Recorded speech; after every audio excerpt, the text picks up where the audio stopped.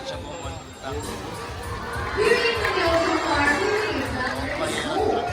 We are in a time to make who most lovely yours in the blue streams and recycle their good parts of the work, and they're going to show us how to proper waste disposal. Yay!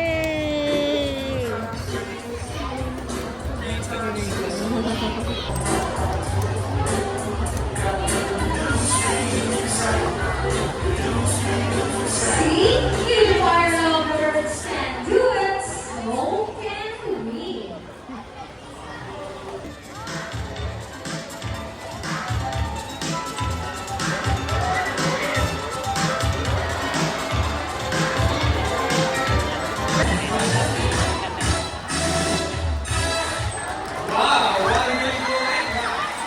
Na, clap, clap.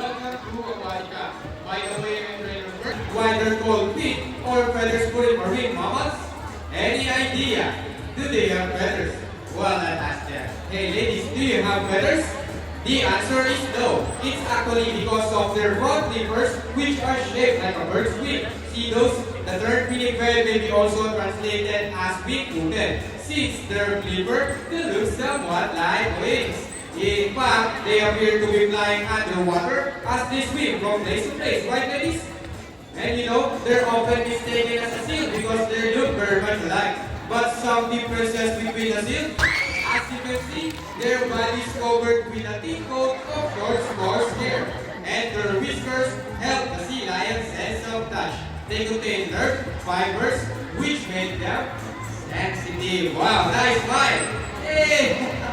They may also use their whiskers to aid in navigation or to detect vibration from rain to water. And their small external ears give them a good sense of hearing both above and below the water surface. Sea lions, like many marine mammals, can see both above and underwater. They have keen eyesight but no color visions.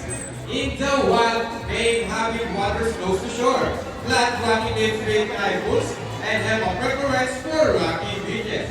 They have excellent climbing abilities, which can easily scale rapid left. Well, check this out. Surely strong front flippers. Now, let's talk about their swimming abilities, and let's start with Isis, the prettiest. Sea lions generally cruise at around 11 miles per hour, using the rowing movement of their front flippers, while their back flippers are stretched out behind their bodies, functioning as rudder for steering. And that is the normal swim. Nice and easy. From predators, they can achieve a burst speed down to... Ready, Sandra!